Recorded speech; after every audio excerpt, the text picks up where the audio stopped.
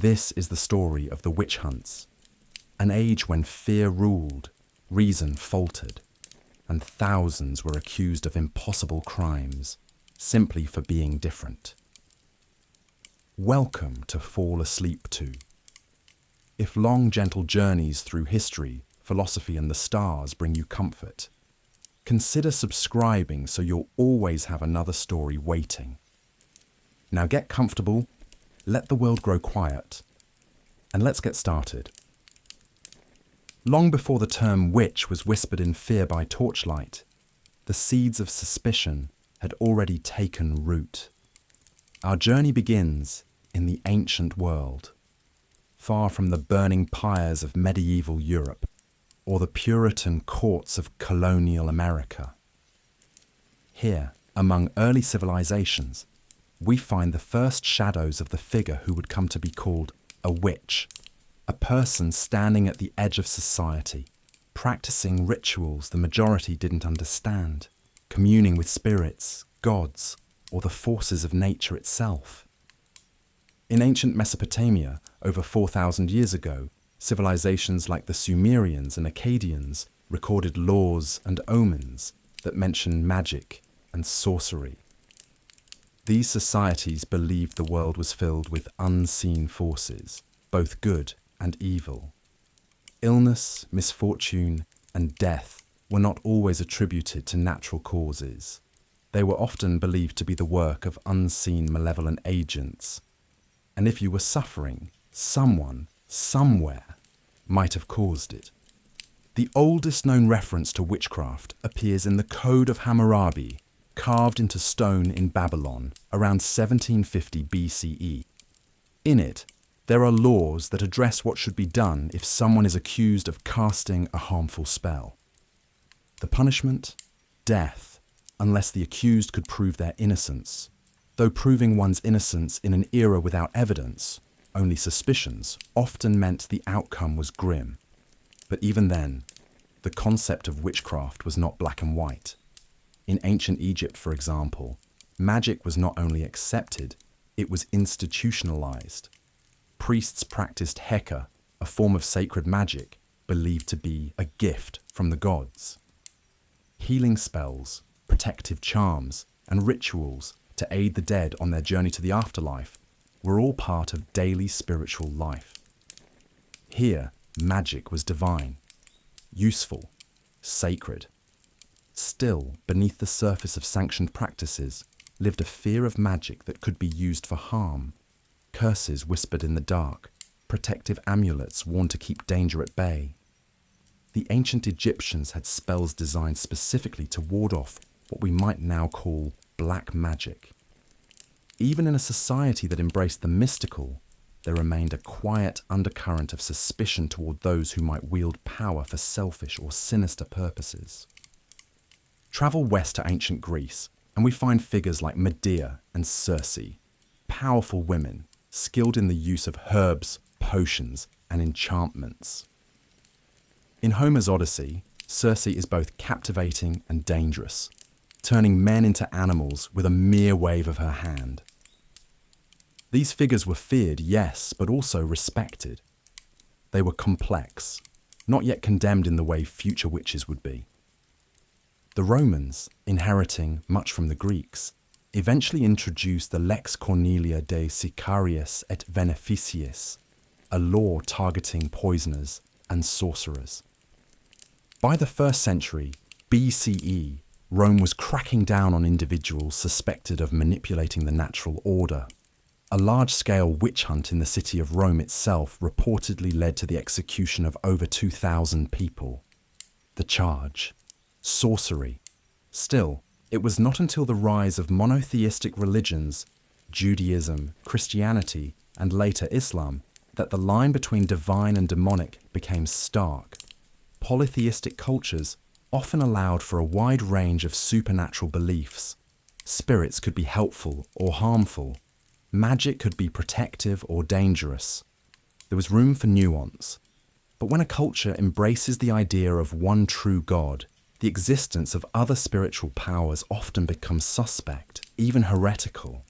In the Hebrew Bible, we find the famous verse from the book of Exodus, "Thou shalt not suffer a witch to live." This line, interpreted many ways over the centuries, would one day be used as justification for countless executions. And yet scholars still debate what the original term meant. Some believe it referred more to poisoners, or those who sought to manipulate others through underhanded means, rather than spellcasting in the fantastical sense. Nevertheless, the damage was done. The figure of the witch was no longer just an outsider, it was an enemy, a threat to divine order.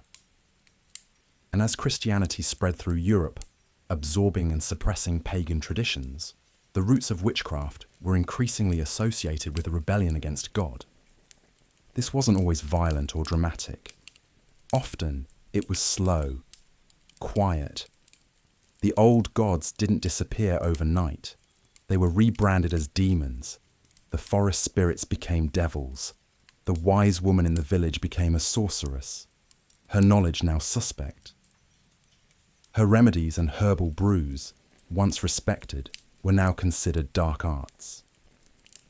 In many rural communities, especially across what would become Europe, local healers and midwives kept ancient traditions alive. They knew how to use plants for healing, how to ease childbirth, and how to predict the weather by observing animals or reading the sky. These people were often invaluable, but in times of fear or illness, the same community that sought their help might turn against them, especially when the harvest failed or when plague spread through the village. Why did fear turn so easily toward these individuals? Perhaps because they were different, because they wielded knowledge others didn't understand, or because, in a chaotic world, it was easier to blame someone, anyone, for the suffering that no one could explain. The early Christian church, especially during its formative centuries, sought to eradicate anything it considered pagan. But it did not initially focus much energy on witches. That would come later. In the early Middle Ages, the church often dismissed belief in witches as foolish superstition. Church leaders even criticized villagers for believing that people could fly on broomsticks or meet demons in the woods. These, they said, were the illusions of simple minds. But that would change, and when it did, the consequences would be devastating. The idea of the witch, born in the fires of ancient superstition and nurtured by pagan traditions, would soon become a scapegoat, a symbol of evil, a target. But for now, in these earliest stages of the story, we find a figure not yet monstrous, just misunderstood. In the next chapter, we'll explore how the church's attitude shifted from skepticism to full-blown fear, and how the doctrine of witchcraft was born in the dark corners of theology, where superstition and control walked hand in hand. The early Christian church, in its infancy, sought to distance itself from the chaos of the ancient pagan world. It was a time of transformation, of forging a new spiritual order from the fragments of dying empires. In those early centuries, magic, real or imagined, was not yet the church's greatest concern. Paganism, heresy, and political rebellion took precedence. But as the church grew in power and reach, so too did its need to control not only faith, but fear. At first, the church treated belief in witches with a kind of theological condescension. In the year 805, a Christian bishop named Agobard of Lyon wrote to denounce villagers who believed in women who flew at night and caused storms. He was not outraged that such women existed. He was outraged that people believed they existed at all. He dismissed it as superstition, a leftover from a pagan world that Christianity had not yet fully cleansed. In fact, one of the most influential early church documents addressing witches, the Canon Episcopi, written sometime between the 9th and 10th centuries, explicitly stated that those who believed in nocturnal flights and pacts with the devil were deceived. It was a strong position, witches, as we would later understand them, were not real. Their supposed powers were illusions, their stories lies. To believe in them was, in a sense, more dangerous than being one, but that position would not last. As the church consolidated power in the medieval period, its stance began to shift. What was once considered folklore started to be taken more seriously, particularly when that folklore intersected with fear. As Europe endured waves of instability, war and plague, the desire for a scapegoat became overwhelming. And slowly, methodically, the church turned its gaze toward those on the fringes. The 13th century marked a crucial turning point. In 1231, Pope Gregory IX established the Papal Inquisition, a formal system for rooting out heresy. At first, it had little to do with witches. Its targets were groups like the Cathars, the Waldensians, and others who deviated from official doctrine. But it laid the foundation for the tools and tactics that would later be turned toward witchcraft: interrogation, torture, public penance, and execution. As theological thought evolved, so too did the concept of the devil. No longer a distant adversary of God, Satan became a more personal, immediate threat, one who could tempt, possess, and influence humans directly. The idea that people could enter into a pact with the devil, that they could be agents of his will on earth, became increasingly plausible in the minds of both clergy and laity. By the 14th century, these ideas began to coalesce into something more dangerous. Witchcraft was no longer just about old women muttering over herbs or strange rituals in the forest. It became an organized conspiracy, a cult of devil worshippers working in secret to undermine Christian society. This belief was fed by a growing body of theological writing. Scholars and clerics debated the nature of demons, the mechanics of magic, and the evidence of diabolical pacts. Theologians like Thomas Aquinas wrote of demons who could manipulate the natural world, influence the minds of men, and form alliances with humans. These were not metaphorical dangers, they were real, tangible threats to Christendom. Fear became doctrine, and then came the plague. In the year 1347, the Black Death swept across Europe. In just a few years, it would kill an estimated 1/3 to 1/2 of the continent's population. Entire towns were emptied, crops withered in the fields. The air itself seemed to reek of death. People watched their loved ones die in agony, their skin blackened by disease, their bodies discarded in mass graves. In such a world, explanations were desperately needed. Many blamed the Jews. Others blamed sinners, heretics, or foreigners. But some turned their wrath toward those they believed had summoned the plague through supernatural means: witches. The belief that witches could spread disease, poison wells, and conjure storms took hold with new intensity. The fear that had simmered for centuries now boiled over. Accusations spread. Confessions were extracted through torture. And one of the darkest chapters in European history began. By the early 15th century, local witch trials were becoming more common, particularly in parts of what is now Germany, Switzerland, and France. These early trials were often chaotic, driven by rumour and local superstition. But the stage was being set for something far more systematic and far more terrifying. In 1486, 2 Dominican inquisitors published a book that would shape the next 2 centuries, the Malleus Maleficarum, or the Hammer of Witches. Its authors, Heinrich Kramer and Jacob Sprenger, believed not only in the existence of witches, but in the urgent need to exterminate them. The book described in gruesome detail the alleged practices of witches: infanticide, sexual congress with demons, flying on broomsticks, attending secret sabbats, and casting spells to cause harm. It also laid out methods for identifying, interrogating, and convicting suspected witches. It dismissed any argument that witchcraft was imaginary. It claimed that women, in particular, were more prone to witchcraft due to their supposed weakness, lust, and gullibility. It was not a theological work, it was a how-to manual for persecution. The church, at first, did not officially endorse the Malleus, but it spread like wildfire across Europe, reprinted again and again, its pages stained with the blood of those it condemned. It became the handbook for witch hunters, a text that helped transform suspicion into death sentences. By the 16th century, the fear of witches had become a cultural contagion.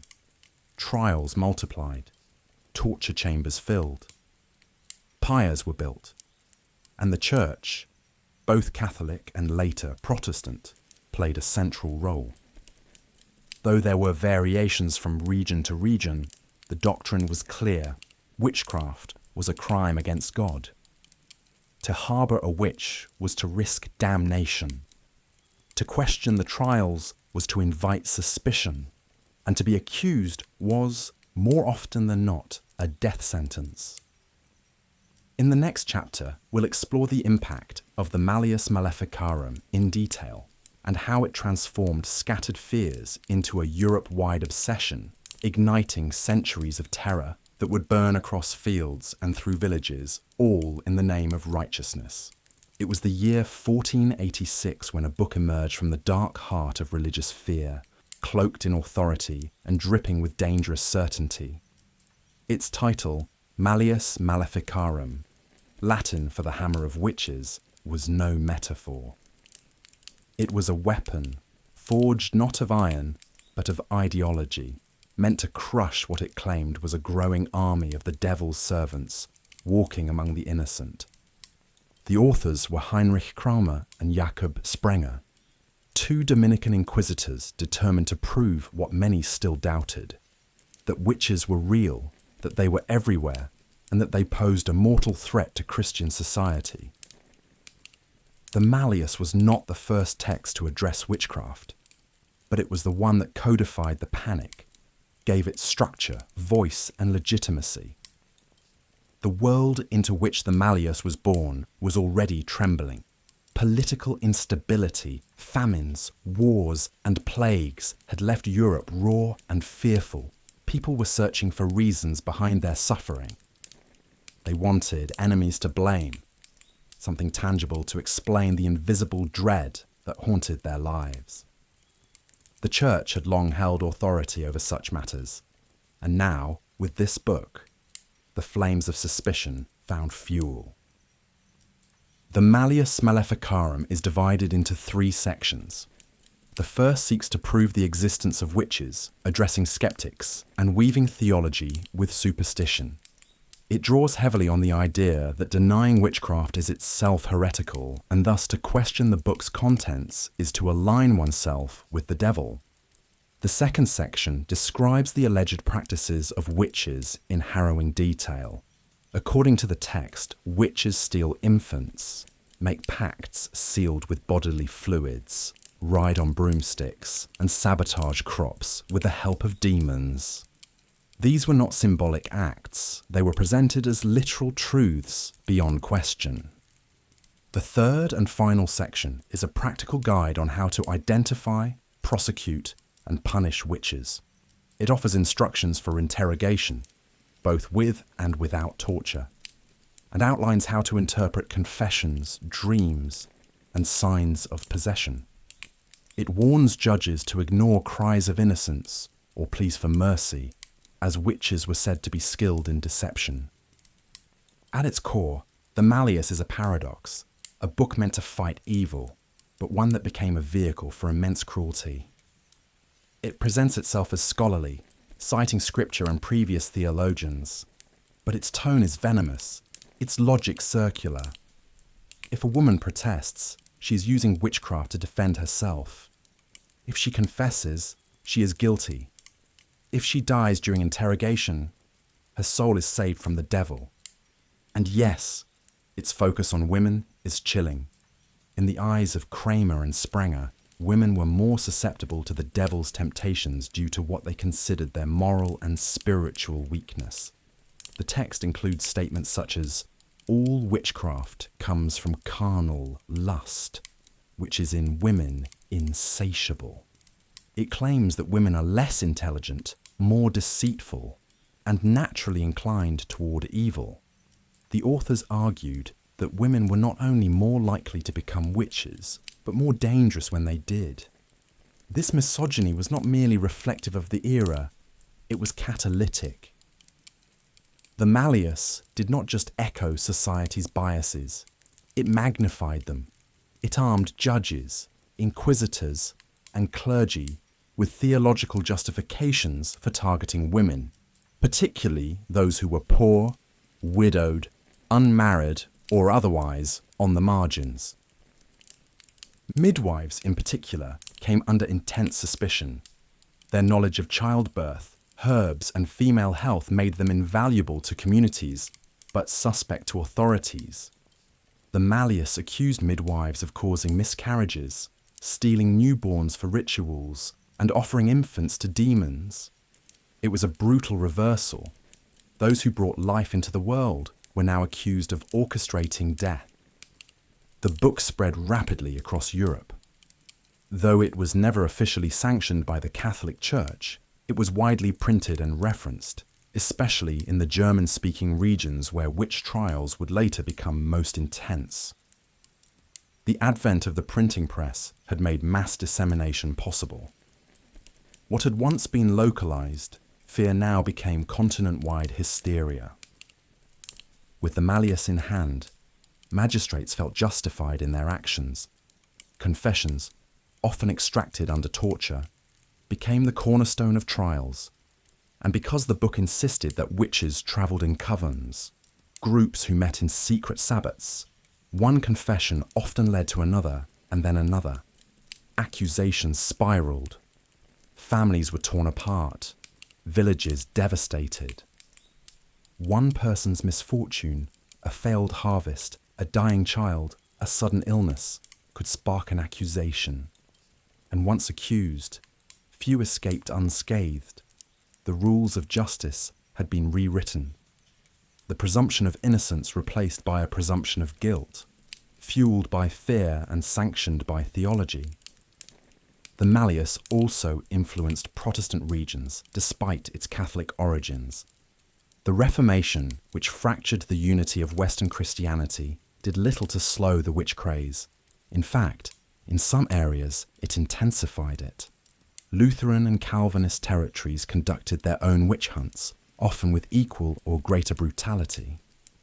Witchcraft, after all, was the perfect enemy. It could be anywhere. It left little evidence. It preyed on fear and demanded loyalty to the faith. It created an us and a them, and it gave those in power the means to control through terror.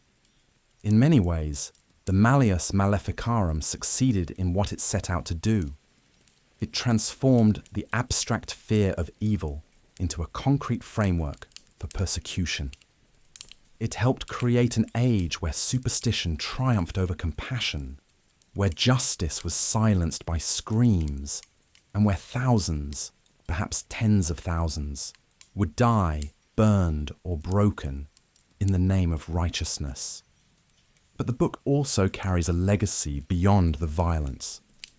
It serves as a grim reminder of what happens when ideology becomes law, when fear is fed instead of calmed, and when entire systems are built on the backs of imagined enemies. In the next chapter, we will shift our gaze to the New World, where the echoes of the Malleus followed colonists across the sea. There, in the small village of Salem, fear would once again turn neighbour against neighbour, and a new chapter in the bizarre history of witch hunts would begin. Across the Atlantic, in the New World, the seeds of European fear found new soil. The colonies of North America, especially those founded by Puritans and other religious separatists, were places of deep conviction. They were built by people fleeing persecution, yet often became places where suspicion and religious extremism thrived. And among all the witch trials in the New World, none have become more infamous than those that occurred in a small village in Massachusetts in the year 1692. Salem. By the end of that year, 20 people were dead, 19 by hanging, and 1 crushed under heavy stones. Over 200 others were accused, many of them imprisoned in harsh, filthy conditions. The events at Salem Village, now Danvers, and the nearby town of Salem remain one of the most well-documented and chilling examples of how fear can consume a community. But to understand how the Salem witch trials unfolded, we must look at the world in which they occurred. The Puritans who settled Massachusetts Bay Colony in the 17th century believed deeply in the devil's power to corrupt and deceive. They saw their new land not just as a place of freedom, but as a battleground between good and evil. God had granted them a chance to build a pure society, but that purity was fragile, constantly under threat from sin, disobedience, and invisible spiritual forces. Life in the colony was hard. The winters were long. The land was often unyielding. Disease was common. Conflicts with indigenous peoples added tension, and a political instability, especially after the colony's charter was revoked by the English crown, only deepened the uncertainty. People lived close together, watched each other closely, and feared what they couldn't control. In this world of anxiety, something small can become something terrible. It began with 2 young girls, Betty Paris, aged 9, and Abigail Williams, 11. They began exhibiting strange behaviour, screaming, contorting, speaking in tongues, crawling under furniture. Today we might seek psychological or medical explanations, but in 1692 the cause seemed obvious to the villagers: witchcraft. Soon, other girls began showing the same symptoms. They accused 3 women: Sarah Good, a homeless beggar; Sarah Osborne, who had not attended church regularly; and Tituba, an enslaved woman of indigenous and African descent who worked in the Paris household. These women were outsiders, socially, economically, or culturally marginalized, easy targets. Under pressure, Tituba confessed. She claimed to have seen the devil and described a conspiracy of witches plotting to destroy the Puritan community. Whether her confession was coerced, fabricated for survival, or the result of genuine belief is impossible to know. But it sparked a fire. The Court of Oyer and Terminer was established to handle the growing number of accusations. It relied heavily on what was called spectral evidence, claims that the spirit or spectre of the accused had appeared in dreams or visions to harm the afflicted. This type of evidence, unverifiable and based entirely on belief, became the cornerstone of the trials. Accusations spread like wildfire. Children accused parents. Neighbours turned against each other. A former minister, George Burroughs, was accused and executed. His real crime may have been his disputed debts or his strained relationships within the community. Even Martha Corey, a woman known for her piety, was arrested. Her only mistake was expressing skepticism about the trials. One of the darkest moments came with the execution of Giles Corey, Martha's husband. Refusing to enter a plea, he was subjected to peine forte et dure, a brutal punishment in which heavy stones were placed on his chest to force a confession. He never gave one. His last words were said to be, "More weight." He was crushed to death over the course of 2 days. Throughout the summer and autumn of 1692, the executions continued. The town's prison overflowed. People whispered prayers in fear. The ministers offered little comfort. Some even fanned the flames. But eventually, the hysteria began to collapse under its own weight. When accusations reached the wife of Governor William Phips, suddenly the trials were not about poor or strange villagers. They were about the elite. Phipps dissolved the court of Oyer and Terminer in October of that year. In the following months, those still imprisoned were released, and public opinion turned. In time, many of the judges and ministers involved in the trials expressed regret. Samuel Sewall, one of the justices, publicly repented. The colony declared a day of fasting and soul-searching. And years later, financial compensation was offered to the families of the victims. But the scars remained. Salem became a symbol, a warning, not just of injustice, but of what can happen when a community lets fear override compassion, when evidence is replaced by accusation, and when belief becomes weaponized. It is worth noting that the Salem trials were not the first nor the last witch hunts in the New World. Connecticut, Virginia, and other colonies had their own trials, and hundreds were accused across the early Americas.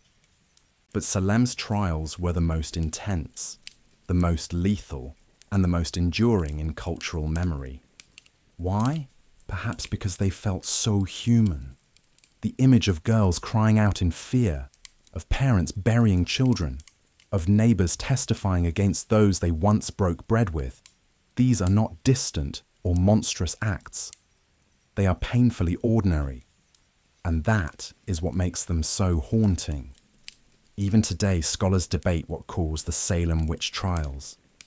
Some blame a toxic fungus called ergot, which can cause hallucinations. Others cite group hysteria, political maneuvering, religious extremism, or simple jealousy.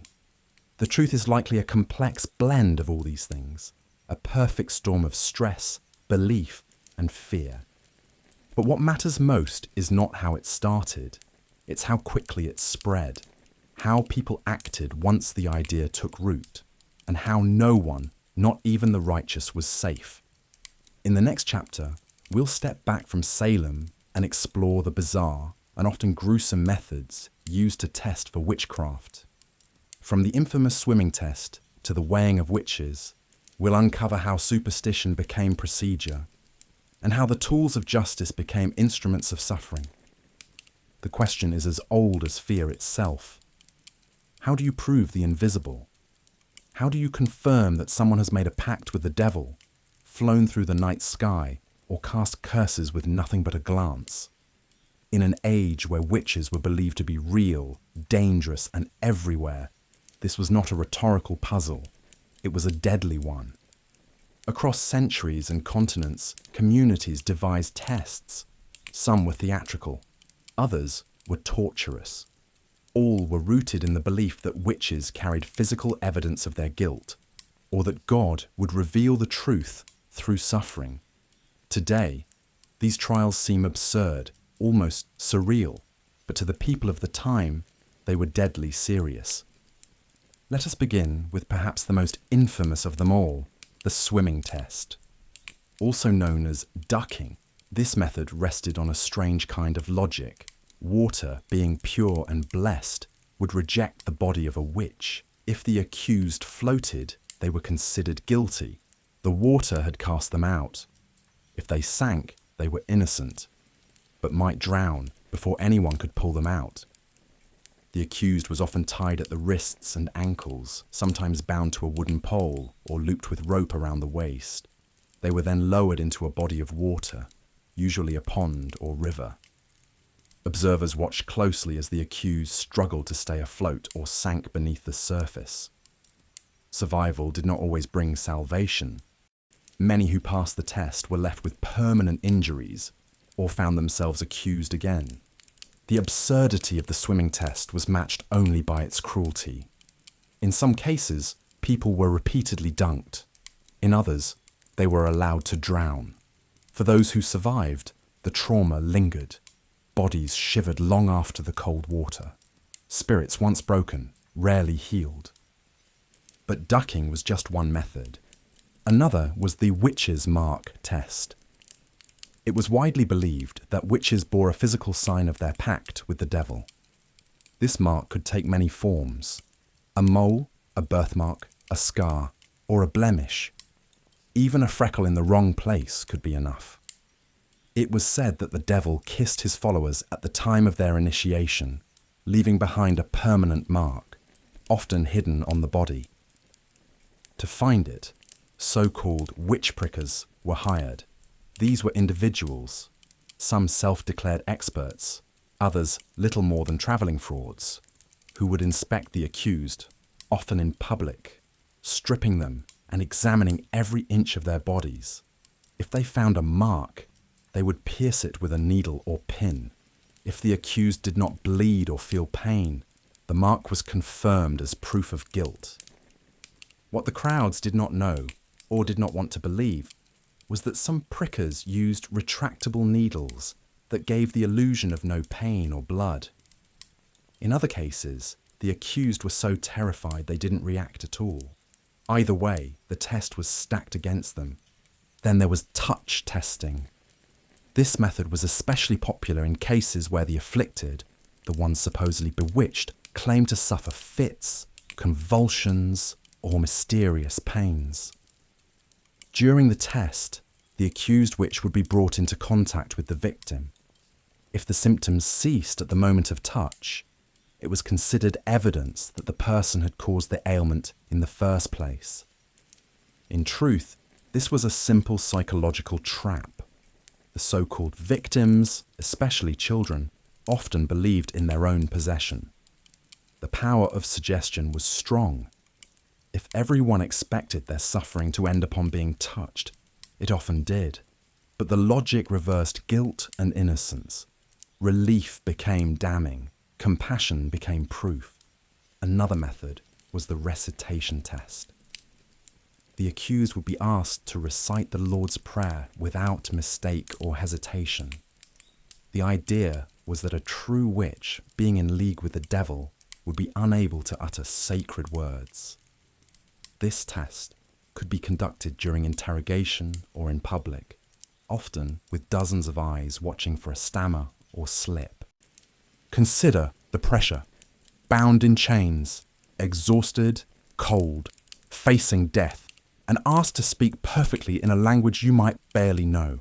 Many stumbled, many failed, and those failures were interpreted as signs of the devil's influence. The weighing test was another popular method, particularly in parts of the Netherlands. Based on the belief that witches were unnaturally light, having flown through the air or ridden broomsticks, accused individuals were weighed against a Bible or a set of normal standards. If they were found to be too light, it was said they must have been aided by magic. This test at least had the potential for acquittal, and some communities took it seriously enough to maintain official weighing houses.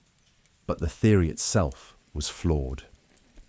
Physical differences, slimness, illness, age, could all influence the result. And once weighed, an accused person could still be judged suspicious even if the scale tipped in their favour. Among the most brutal tests was trial by fire. This was less a test and more an ordeal. In some variations, the accused was forced to walk across hot coals or hold a red-hot iron. Their hands were then bound and left untouched for several days. If, after that time, the wounds had begun to heal, they were declared innocent. God had protected them. But if the wounds festered, they were guilty. The pain was real, the logic grotesque, and the outcomes were rarely in favour of the accused. In some cases, trials turned to food as a means of detection. The witch cake, for example, was a folk remedy used in colonial America. A sample of the afflicted person's urine would be mixed with rye meal and baked into a cake. This cake would then be fed to a dog, believed to be the familiar of the witch. If the dog showed signs of suffering or reacted strangely, it was considered evidence of guilt. It sounds ludicrous, but to those who believed in a world filled with spirits and signs, it was just another way of seeking the truth. None of these tests were designed to find innocence. They were designed to find guilt, or to confirm suspicions already formed. They began with the assumption that witches existed. and then looked for ways to make the body confess what the spirit could not. More often than not, those accused had no way out. The accusations once made echoed through the town like a curse, and the tests that followed were not paths to justice. They were performances, rituals. And like all rituals, they served to reassure the community, not to save the individual. In the next chapter, we'll turn our gaze toward the ones who led these crusades, the witch hunters themselves. Who were they? What did they believe? And how did some of them rise to terrifying prominence as judges, inquisitors, and zealots in the war against the invisible? Every fire needs a spark, every hunt a hunter. And behind the witch trials that consumed Europe and the New World for centuries, there were individuals, men almost always, who positioned themselves as protectors of the people and champions of God. They wore the mantle of righteousness, carried the tools of authority, and used fear like a blade. These were the witch hunters. Some believed truly and completely that they were fighting evil. Others used witch trials as a path to power, prestige, or wealth. Still others were driven by revenge, prejudice, or paranoia. Their names may not be as well known as the monarchs and generals of history, but their legacy is etched into the suffering of thousands. Perhaps the most infamous of them all was Matthew Hopkins, the self-declared Witchfinder General of England. Hopkins emerged during the English Civil War, a time when the country was fractured by conflict and many traditional authorities had collapsed. The chaos created a vacuum, and into that void stepped a young man from Suffolk, claiming divine purpose. Between the years 1644 and 1647, Matthew Hopkins and his small team conducted a witch-hunting campaign across eastern England that led to more executions than any other in the country's history. His methods were brutal and effective. He relied on the swimming test, on sleep deprivation, and on forced confessions extracted over days and nights of interrogation. Hopkins was not a judge. He held no official legal position, yet local magistrates were eager to accommodate him.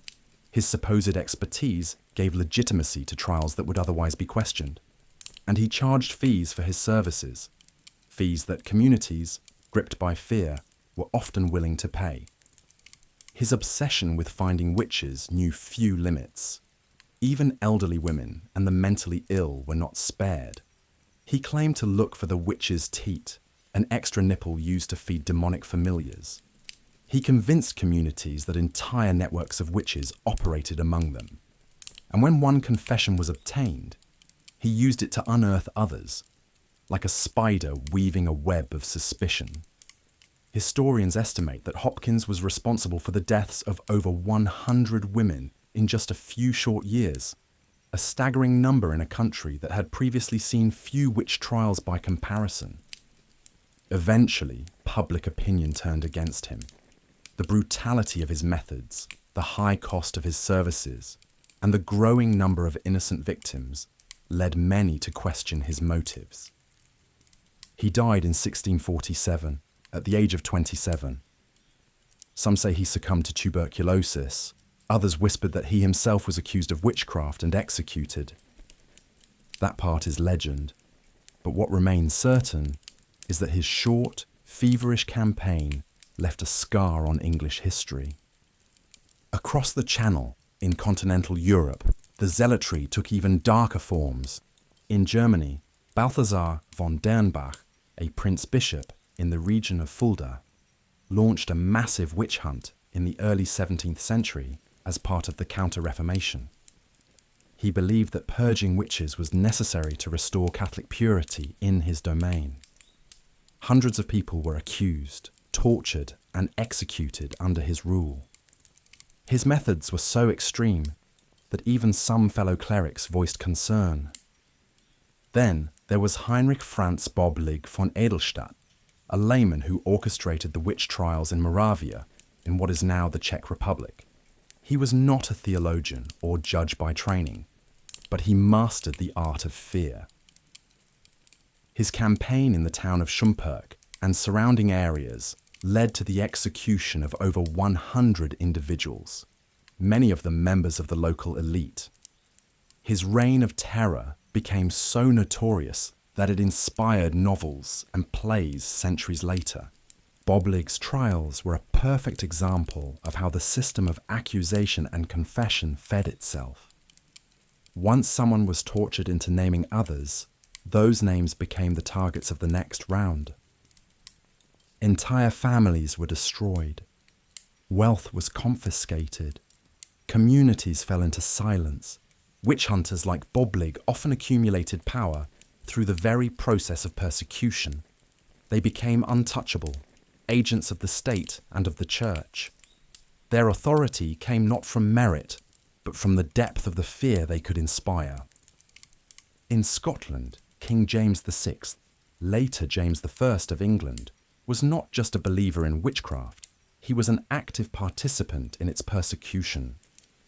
In 1597, he published Demonology, a treatise that supported the prosecution of witches and outlined the dangers of the demonic world.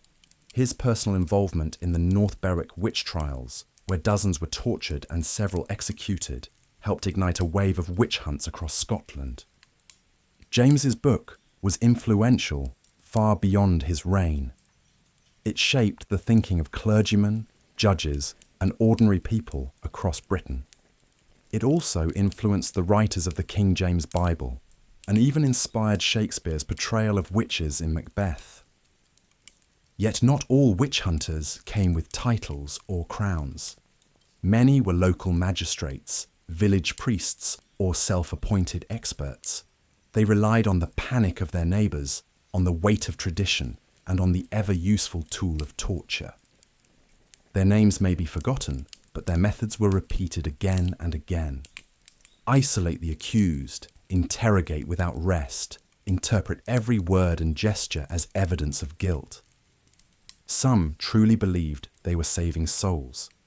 They saw themselves as soldiers in a spiritual war. But others saw opportunity, a way to eliminate enemies, to claim property, or to ascend socially. In some regions, the accused were required to pay for their own imprisonment, for the wood used to burn them, or even for the wages of the executioner. Witch trials, in other words, became profitable.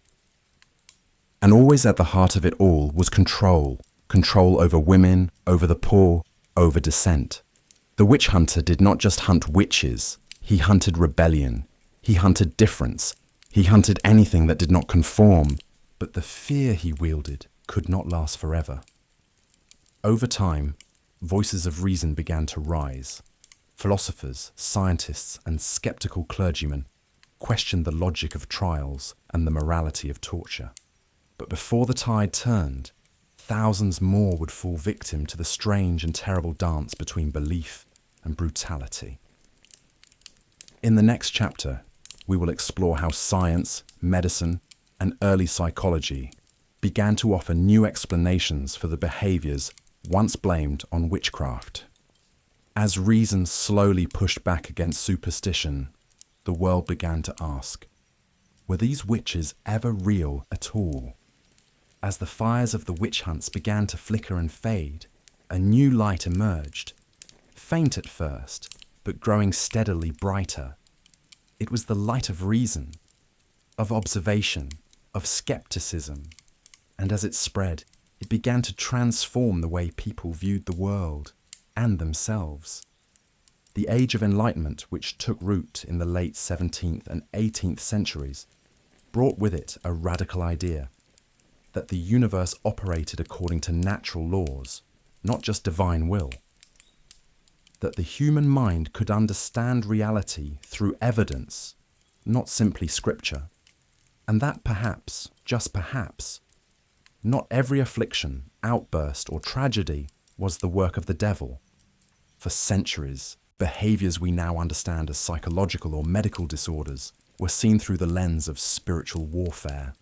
Hallucinations were visions, seizures were signs of possession, depression was melancholy sent by Satan. But as doctors and scientists began to study the human body and mind in more detail, other explanations began to emerge. One of the most intriguing and chilling theories relates to ergot, a fungus that grows on rye and other grains. When ingested, it produces effects similar to those of LSD. Vivid hallucinations, muscle spasms, convulsions, and a burning sensation in the limbs. Entire villages, it turns out, may have suffered mass poisoning from contaminated bread. In the French town of Pont-Saint-Esprit in 1951, long after the age of witch hunts, an outbreak of ergot poisoning caused hallucinations so intense that several people were institutionalized and at least 5 died. People believed they were animals. One man jumped from a window thinking he could fly. Others screamed of fire in their veins. Now imagine such symptoms in a 17th century village. A child sees monstrous visions and thrashes in bed. A mother convulses by the hearth. A group of young girls falls into fits of screaming, claiming to see demons. In a world without germ theory, without psychiatry, without even the most basic understanding of toxins, what else could it be but witchcraft? Some historians believe ergot may have played a role in the Salem witch trials. The symptoms described by the afflicted girls, visions, crawling sensations, muscle cramps, match closely with those of ergotism. Salem, after all, was a farming community. The rye used in bread may have been stored in damp, mold-prone environments. The pieces fit, at least partially. But even without ergot, there were other forces at play, psychological ones. Today, we understand the concept of mass hysteria or mass psychogenic illness. It refers to situations where a group of people, usually under stress, begin to exhibit similar symptoms with no identifiable physical cause. These episodes are often triggered by fear, anxiety, or belief in an unseen threat. In closed communities, especially those steeped in strict religious doctrine, the pressure to conform is immense. Children absorb the fears of adults. Dreams blur into reality. A single scream can become a chorus, a fainting spell, a ritual, a twitch of the eye, a reason to accuse. This phenomenon is not ancient history. In 1962, in Tanganyika, now Tanzania, an outbreak of laughing and crying fits spread among school children and then to nearby villages. Hundreds were affected. No physical cause was found. It was hysteria, contagious, invisible, and utterly real. And what of possession? In earlier centuries, many believed that seizures, fainting spells, or speaking in unknown voices were signs of demonic influence. But as medical knowledge advanced, such symptoms were increasingly understood in terms of neurology and mental illness. Epilepsy, for instance, was once called the sacred disease. It caused sudden, violent fits, terrifying to watch. Those who suffered were often shunned or feared. But the development of medicine revealed it as a neurological condition, not a spiritual one. Likewise, schizophrenia, bipolar disorder, and dissociative identity disorder can cause hallucinations, delusions, and dramatic shifts in behavior. In the absence of diagnosis or treatment, such individuals were often accused of sorcery, or worse. Women in particular were vulnerable to misinterpretation. In the 17th and 18th centuries, physicians began to label certain female behaviors as hysteria, a term rooted in the Greek word hystera, meaning womb. It was believed that a woman's uterus could move freely through her body, causing anxiety, irritability, or fainting spells. The solution, according to some doctors, was marriage, or pregnancy, or confinement.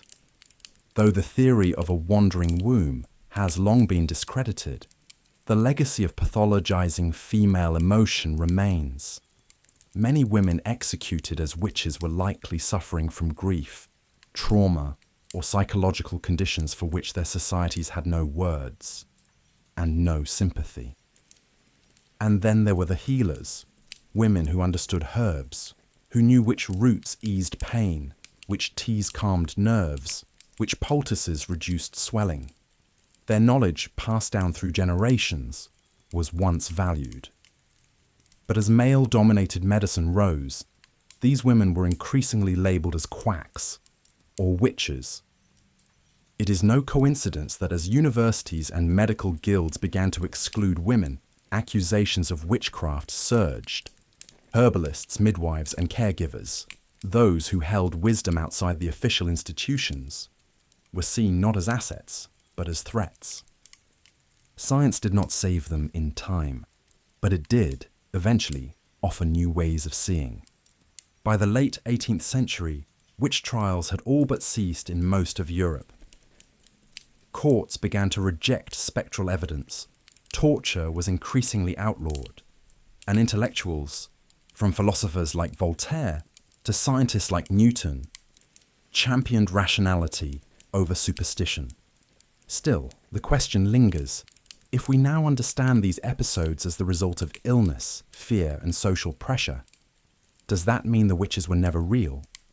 The answer, like so many things in history, depends on how you define real. If witches were people with secret powers, capable of summoning storms or cursing crops, then no, they were not real.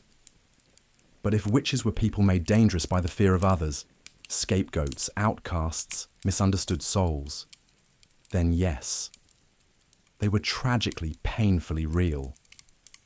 And their stories matter because they show us what happens when society loses its ability to ask questions, when belief hardens into certainty, when fear finds a human face.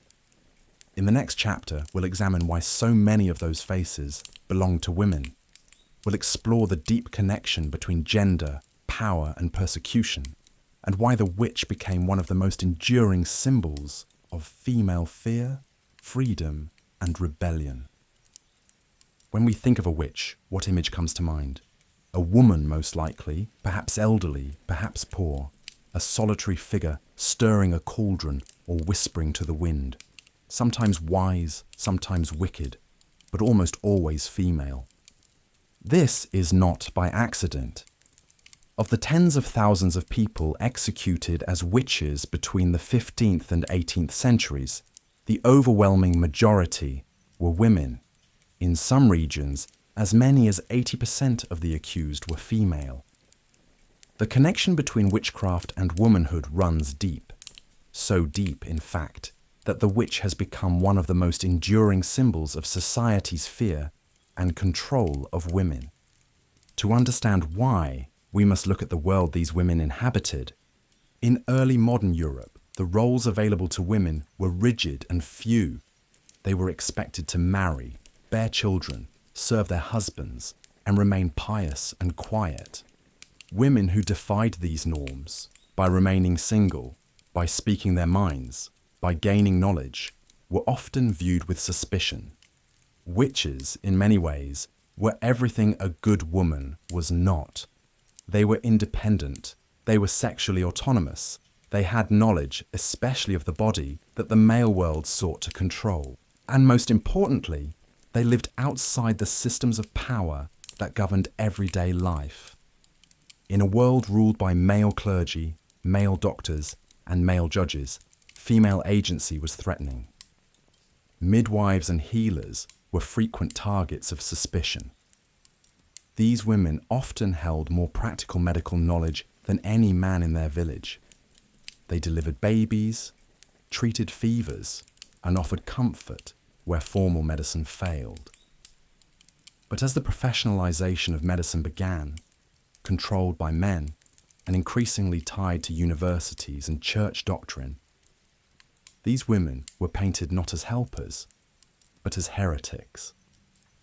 They were accused of causing miscarriages, of harming infants, of using herbs to seduce or manipulate. In truth, their real crime was their autonomy. They answered to no guild, no bishop, no husband, and so They were vulnerable. The link between women and witchcraft was also fueled by theology. Religious texts frequently depicted women as morally weaker, more prone to temptation. Eve's role in the fall of man, as described in Christian doctrine, became a foundational myth used to justify female subordination. Women, it was said, were more likely to consort with the devil because they had already shown a weakness for deception and desire. The Malleus Maleficarum, that infamous witch-hunting manual, made no secret of its views.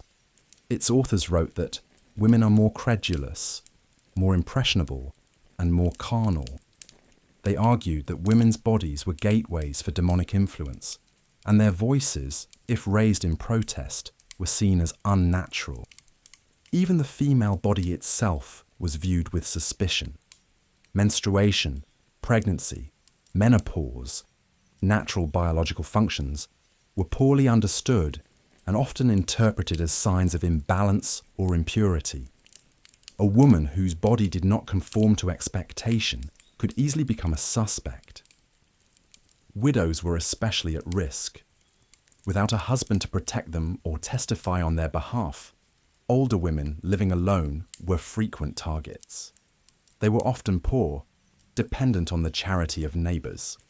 If a cow died or a child fell ill, and that woman had recently argued with the family, it was enough. Their vulnerability, paired with society's discomfort around ageing and female independence, made them convenient scapegoats. Even their appearance became ammunition. Wrinkled skin, missing teeth, a hunched back. These were not just signs of age. They were signs in the minds of accusers of something darker. But it wasn't just old women. Young, unmarried women were also accused, especially if they defied social norms. A woman who refused suitors. A girl caught speaking to herself. A woman whose beauty sparked jealousy. Witchcraft became a net wide enough to catch anyone who didn't fit neatly into their expected place.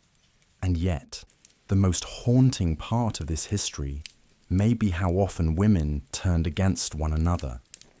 Accusations frequently came from within communities, neighbours, even family members. In villages, where survival depended on conformity and reputation, suspicion was a form of social currency.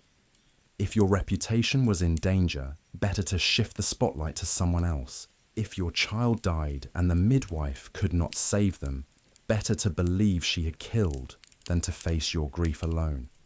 The witch hunt was not just a war on women.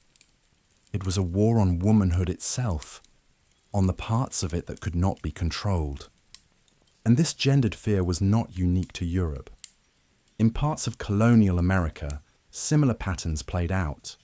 The Salem witch trials, for instance, targeted many women who stood outside the expected roles of Puritan society. Women who owned property, who questioned church authority, or who displayed strong opinions were frequently accused. Even in other cultures, where witch hunts took different forms, women were disproportionately targeted. In parts of sub-Saharan Africa and South Asia, to this day, women, especially widows, are sometimes accused of witchcraft during times of crisis. The pattern persists. The vulnerable, the different, the inconvenient, marked as dangerous. Yet the image of the witch has evolved.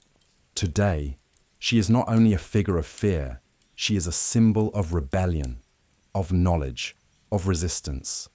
Feminist thinkers have reclaimed the archetype, seeing in the witch not a monster, but a woman who refused to be silenced, who lived on the margins, not by accident, but by choice, who held knowledge in a world that feared it. In literature, film, and art, the witch has become a complex figure, sometimes dark, sometimes wise, always powerful. She is the healer, the crone, the mother, the wild girl. She is what society tries to suppress. The history of witch hunts, then, is not just a story of persecution. It is a mirror, showing how societies treat those they cannot control, how they react to power in unfamiliar hands. and how easily the line between justice and fear can disappear. In the next chapter, we will explore how the image of the witch has transformed over time, from a feared criminal to a pop culture icon. From hags in the woods to heroes on the screen, we'll follow the evolution of the witch's image and what it says about our changing world. The fires of the witch trials eventually burned out. The courts quieted. The nooses were put away. But the witch, her shadowy image, her whispered name, never truly disappeared. Instead, she slipped into stories, into plays and poems, into film and television. She shed her ashes and returned, not as a victim, but as something else entirely. A symbol, a story, sometimes a villain, sometimes a hero. The transformation of the witch in popular culture is one of the most fascinating chapters in this long and bizarre history. For centuries, the witch had been a figure of fear, a tool used to suppress, punish, and eliminate. But as time passed and societies changed, the witch began to evolve, mirroring our shifting attitudes toward power, gender, nature, and the unknown. One of the earliest literary depictions of the witch can be found in the ancient world. In Homer's Odyssey, written nearly 3,000 years ago, we meet Circe, a sorceress who turns men into pigs. She is powerful, alluring, and dangerous. Yet she is not evil. In fact, she helps Odysseus in the end. Circe is both a warning and a wonder, a figure beyond easy definition. Centuries later, in Shakespeare's Macbeth, the three witches, known as the Weird Sisters, embody fate, mystery, and prophecy. They speak in riddles, they stir cauldrons, they predict doom. In the world of Elizabethan England, they represent a deep fear of the uncontrollable. They do not need swords or armies. Their power is in their words. During the Enlightenment, belief in literal witchcraft faded, but the archetype lived on. Gothic novels of the 18th and 19th centuries often featured mysterious women with supernatural abilities. These stories, like Mary Shelley's Frankenstein or Bram Stoker's Dracula, didn't always feature witches directly, but they drew from the same well. Fear of the unknown, fear of the other, fear of female power. The 20th century brought the witch fully into the spotlight and into the home. In literature, witches appeared in children's stories, often as villains. The Wicked Witch of the West in The Wizard of Oz became a cultural icon with her green skin, pointed hat, and flying monkeys. She was terrifying, but also oddly theatrical. Her evil was bold, almost performative. In fairy tales, witches were the antagonists in cautionary fables. Think of the witch in Hansel and Gretel, who lures children with candy and threatens to cook them. These stories reinforced old fears, that women who lived alone, who possessed knowledge, who defied convention, were dangerous. But as feminism began to reshape the cultural landscape, so too did the image of the witch. In the 1960s and 70s, television shows like Bewitched introduced a new kind of witch, charming, domestic, even comedic. Samantha Stevens, the show's protagonist, is a suburban housewife who happens to be a witch. She tries to suppress her powers to fit into a normal life. But inevitably, her magic bubbles to the surface. This portrayal was light-hearted, but it hinted at deeper truths, about the tension between conformity and individuality, about the desire to be both powerful and accepted, about what it meant to be a woman in a world that demanded restraint. As the decades progressed, the witch became more complex. In The Craft, a cult classic from the 1990s, teenage girls discover witchcraft and use it to fight back against bullying, abuse, and insecurity. Their powers come with consequences, yes, but they also represent liberation. In Harry Potter, the line between witch and wizard is erased. Magic is no longer feared, it's studied, practiced, and celebrated. Hermione Granger, one of the series' heroes, is a witch whose intelligence and bravery inspire millions. In American Horror Story, Coven, witches are survivors, matriarchs, rebels. They are glamorous and vengeful, nurturing and ruthless. The show reclaims the word witch as a badge of honor and a tool of resistance. Even Disney's portrayal of witches evolved. Maleficent, once a purely evil sorceress, was reimagined as a misunderstood protector. Her story, when told from her point of view, became one of betrayal, strength, and redemption. Why this shift? Because culture began to see the witch not as a monster, but as a mirror. She became a way to explore themes of power, identity, and justice. She represented the outsider, the visionary, the misunderstood.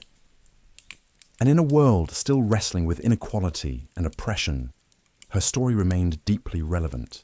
For many women especially, the witch became a symbol of empowerment, a figure who defied expectations, who lived by her own rules, who was punished not for doing evil, but for daring to be free.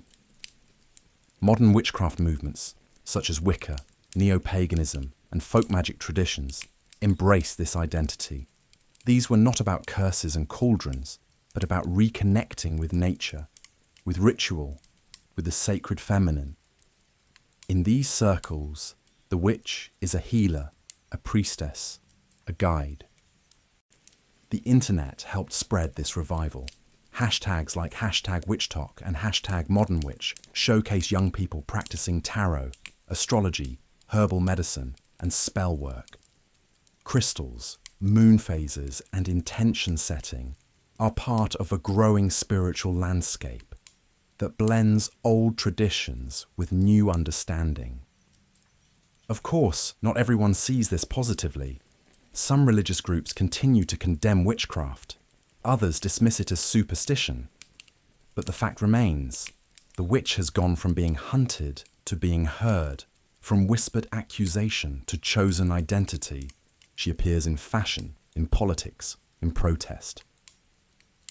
"We are the granddaughters of the witches you couldn't burn," reads the slogan on t-shirts and protest signs. It is both a declaration and a challenge, a reminder that history remembers and that symbols evolve. The witch, then, is not just a relic of the past. She is a living archetype, a shapeshifter. She is what society fears and what it needs. In the final chapter, we will step back and ask a broader question. What does the history of witch hunts tell us about human nature? About our capacity for cruelty and for change? About the dangers of certainty and the power of doubt? As the candle burns low, let us reflect not only on the witches, but on the world that created them. In the quiet after the flames, in the silence after the screams, we are left with a question that echoes across centuries. Why?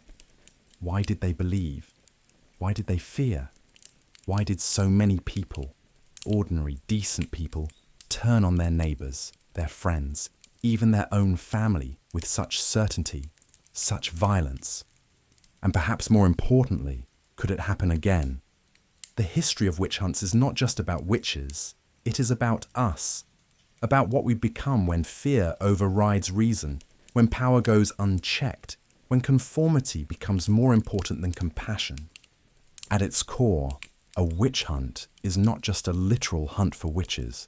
It is a pattern, a way of thinking, a way of seeing the world in black and white.